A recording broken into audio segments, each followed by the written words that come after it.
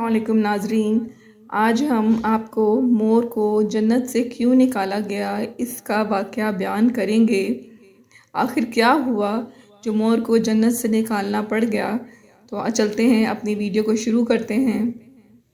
مور جتنا اب خوبصورت ہے اس سے کئی زیادہ گنا جنت میں خوبصورت تھا۔ مور کی خوبصورتی پہ سبھی پرندے فدا تھے، لیکن ان سب خوبیوں کے باوجود مور سے ایسی کون سی خطا ہو گئی تھی جس سے اللہ پاک تعالیٰ نے مور کو جنت سے نکال دیا۔ اللہ تبارک تعالیٰ نے جب حضرت آدم علیہ السلام اور اماں حوا کو پیدا فرمایا، اس کے بعد ان کو جنت میں بھیج دیا۔ وہ دونوں جنت میں بہت ہی پرسکون رہتے تھے، بہت ہی لذیذہ میوے پھل کھایا کرتے تھے، لیکن ایک اناج جس کو کھانے سے اللہ پاک نے انہیں منع فرمایا، اور وہ اناج گندم تھا۔ چونکہ شیطان حضرت آدم علیہ السلام کی وجہ سے ہی جنت سے نکالا جا چکا تھا، اسی وجہ سے شیطان کی حضرت آدم علیہ السلام سے دشمنی ہو گئی تھی۔ شیطان یہ چاہتا تھا کہ وہ کسی بھی طرح حضرت آدم علیہ السلام کو جنت سے نکال دے اور ساتھ میں اماں حوا کو بھی جنت سے نکال دے۔ جب شیطان کو یہ خبر ہوئی کہ حضرت آدم علیہ السلام کو تمام میوے کھانے کی اجازت ہے لیکن گندم کھانے کی اجازت نہیں ہے، تو شیطان انتقام کی آگ دل میں لیے جنت کے دروازے کے پاس بیٹھ گیا اور 300 سال تک وہاں پر بیٹھا رہا کہ کوئی جنت کے دروازے سے باہر آئے اور شیطان اس سے بات کر سکے۔ ایک دن اچانک سے مور جنت سے باہر آ گیا۔ شیطان اس کو دیکھتے ہی بہت خوش ہو گیا۔ شیطان نے پوچھا، اے خوبصورت پرندے، تم کون ہو؟ مور بولا، میں مور ہوں، اب تم اپنا تعارف کرواؤ۔ شیطان نے جواب دیا کہ میں عالم کروبیہ کا ایک فرشتہ ہوں، میں اللہ پاک کی عبادت میں سے ایک پل بھی غافل نہیں رہوں۔ میں چاہتا ہوں کہ میں جنت میں جاؤں، وہاں کی نعمتوں کا اپنی آنکھوں سے مشاہدہ کروں۔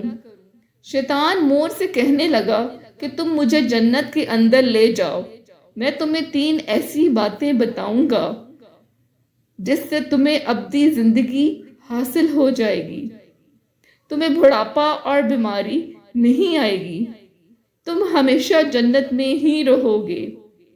شیطان کی یہ باتیں سن کر لالچ میں آ کر مور نے کہا کہ مجھ میں تو اتنی طاقت نہیں ہے کہ میں تمہیں جنت کے اندر لے جاؤں، لیکن ایک سانپ میرا دوست ہے، وہ شاید تمہاری مدد کر سکے۔ یہ کہہ کر مور سانپ کے پاس آیا، اس کو ساری بات بتائی۔ سانپ بھی شیطان کی باتوں سے بہت خوش ہو گیا، پھر شیطان کو اپنے منہ میں چھپا کے جنت میں داخل ہو گیا، اور یوں شیطان اپنی چال میں کامیاب ہو گیا۔ جنت کے تمام نگہبانوں کو یہ معلوم تھا کہ شیطان یہ چال چل رہا ہے اور جنت میں داخل ہو چکا ہے۔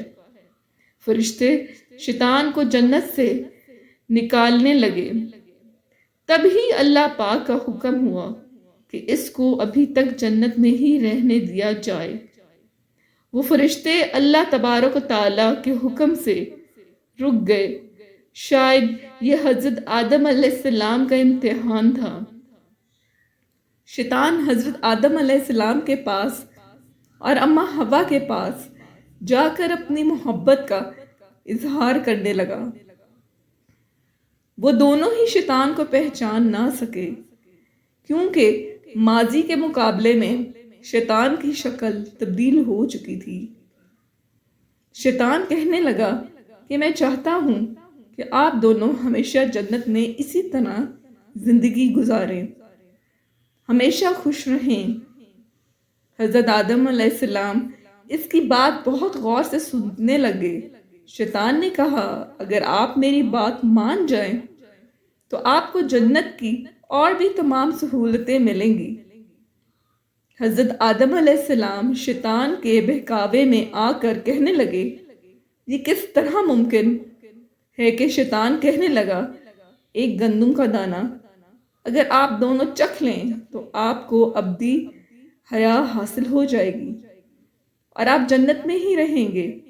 یہ بات سن کر حضرت آدم علیہ السلام کے دل میں رجحان پیدا ہوا، لیکن ان کے دل میں اللہ کی نافرمانی کا خوف غالب آ گیا، جبکہ اماں ہوا شیطان کی باتوں میں آ گئی، جس پر اماں ہوا نے حضرت آدم علیہ السلام کو راضی کر لیا۔ پھر اس کے بعد ان دونوں نے اس گندم کے دانے کو چکھ لیا۔ جیسے ہی گندم کا دانہ ان کے اندر گیا تو دونوں کے ستر واضح ہو گئے، جس کے بعد دونوں اپنے اپنے ستر چھپانے لگے اور خوف خدا سے کانپنے لگے۔ اسی دوران اللہ تبارک و تعالیٰ نے فرشتوں کو یہ حکم دیا کہ حضرت آدم علیہ السلام اور اماں ہوا دونوں کو زمین پر اتار دو۔ حضرت آدم علیہ السلام کو سری لنکا کے قریب نیچے زمین پہ بھیج دیا، جبکہ اماں ہوا کو جدہ کی سرزمین پر اتار دیا گیا۔ جن خوبصورت پیروں سے چل کر مور شیطان کو جنت کے اندر لے کر آیا تھا، وہی خوبصورت پاؤں اللہ پاک نے مور سے لے لیے۔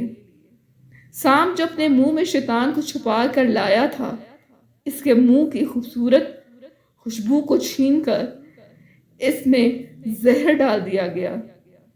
پھر مور کے ساتھ ساتھ سام کو بھی جنت سے نکال دیا گیا۔